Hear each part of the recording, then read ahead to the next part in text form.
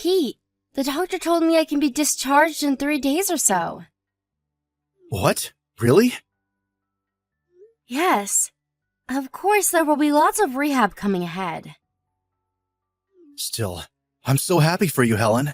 You can finally sleep in your own bed. It's been 3 months since I was home last. It was a long 3 months. This was all my fault. I told you to stop it, honey.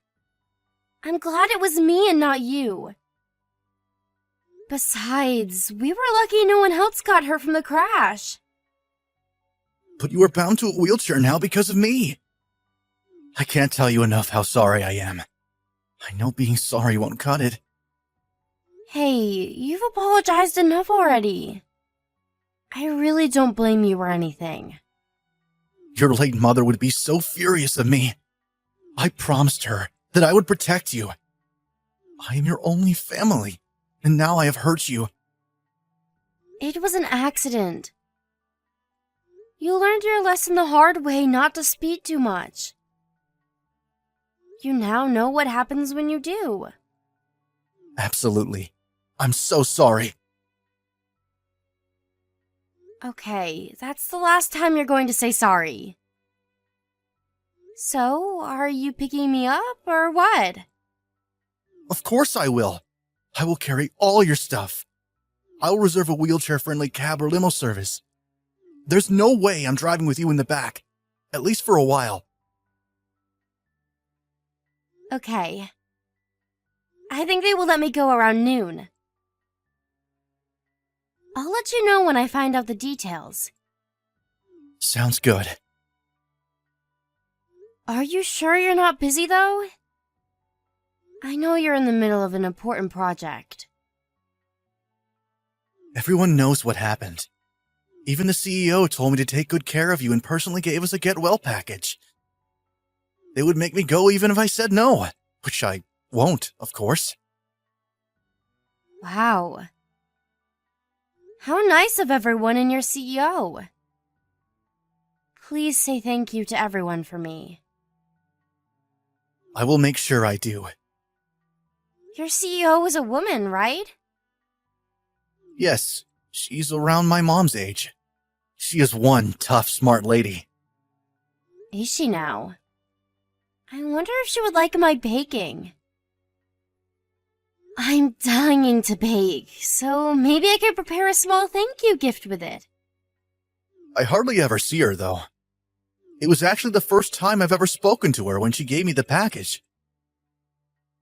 It's quite famous that she is a serious camper. Camping. I don't know what I could give back that's related to camping. Do you know if she has any food preferences? I don't know. I can ask around if you want me to. Yes, please do. By the way, how is our apartment? Have you been cleaning at all? I will. I will tidy up so you can get around in your wheelchair. Will, meaning you haven't been, have you? But I understand it has been very hectic these past months. You were going back and forth between home and the hospital and work. You don't have to get everything done before I come back. I'm going to make time tonight. I want to make sure everything is in the right place for you. It's the least I can do. Thanks. I'll let you get back to work. Okay. Good luck with the last bit of your hospital life. If you can, please pack or gather items I can start to take home. I can't come see you today, but I plan to tomorrow. Pete, are you coming home soon? I'm still at work. I see. Can you please let me know when you are working late? I've been working late this whole month. Can't you guess? I assumed you would be, but then sometimes you come home early. I'd like to know when I need to prepare your dinner. It takes a long time for you to cook lately. Well, why do you think?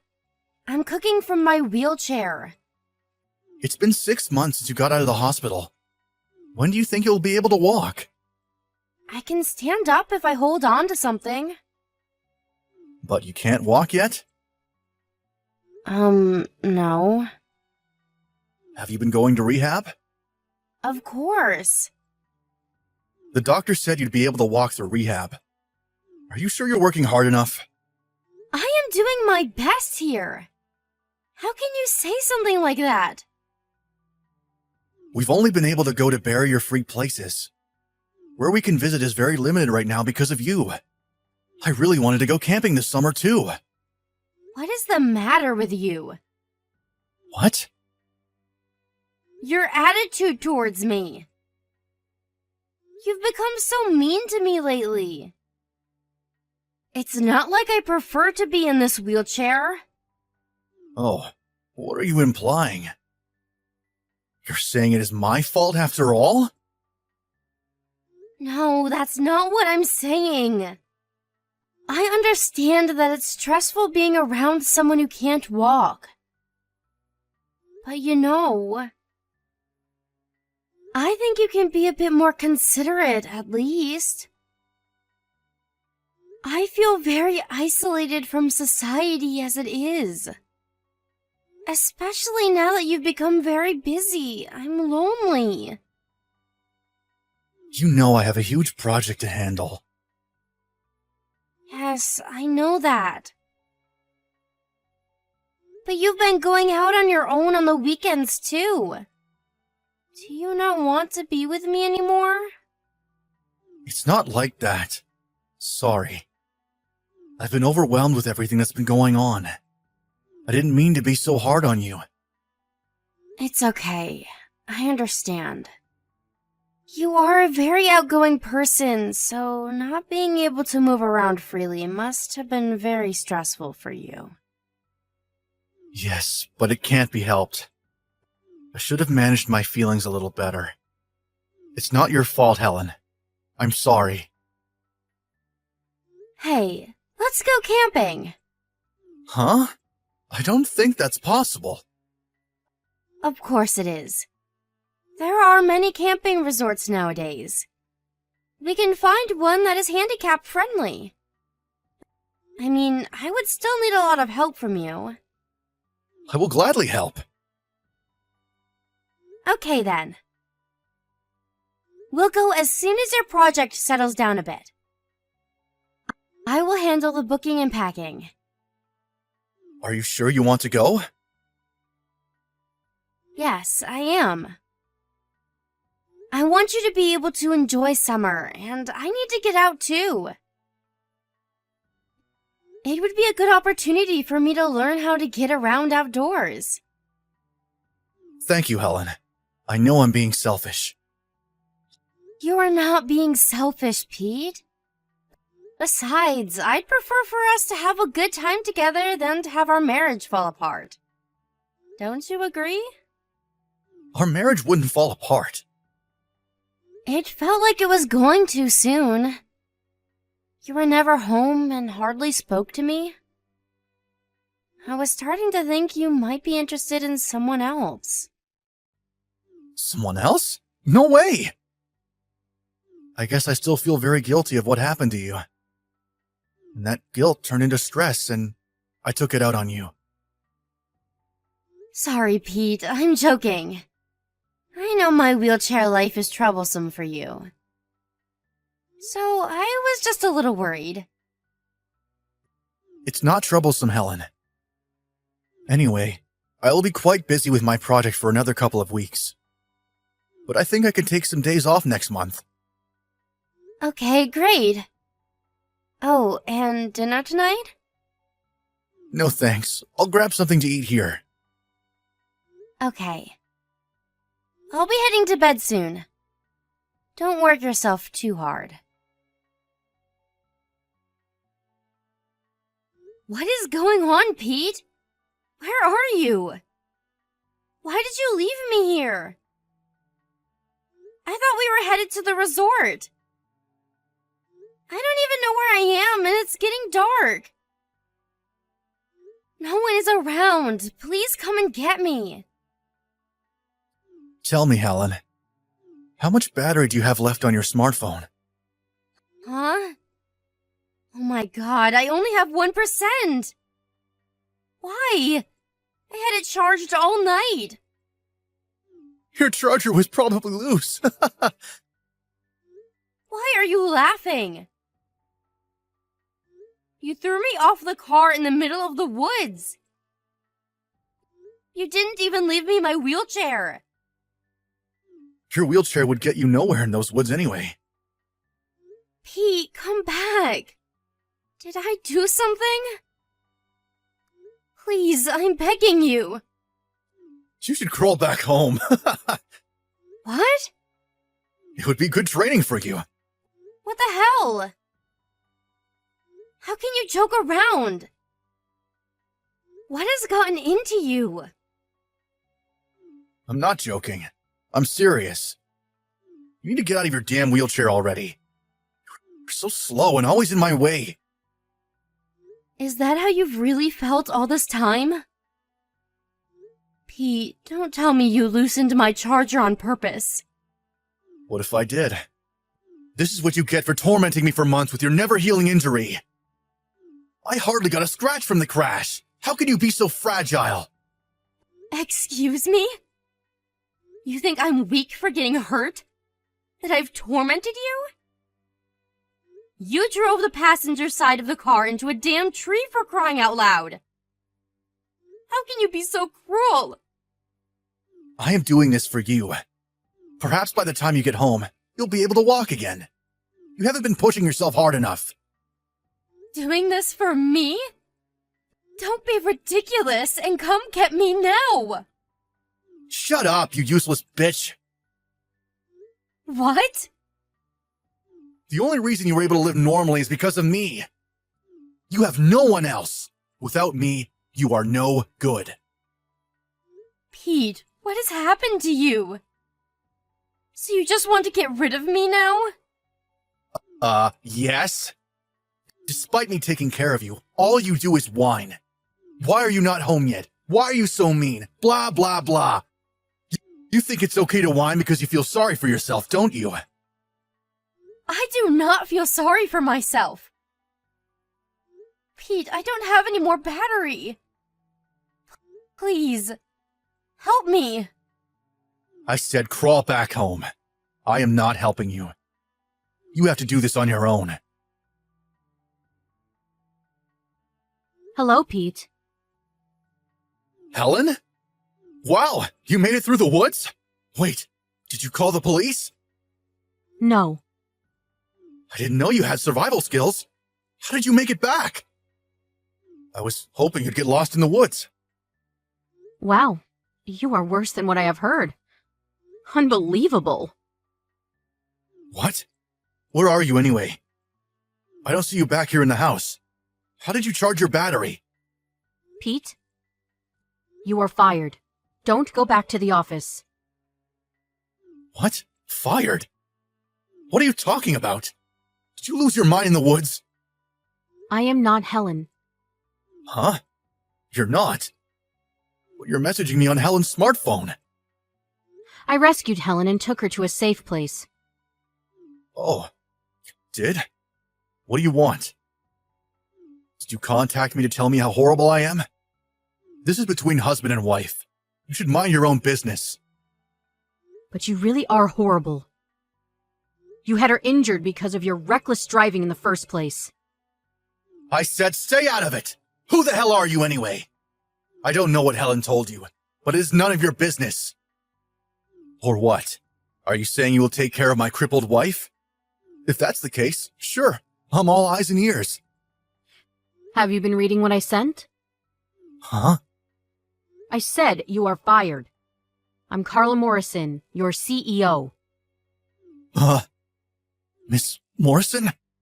You're joking, right? No, I am not.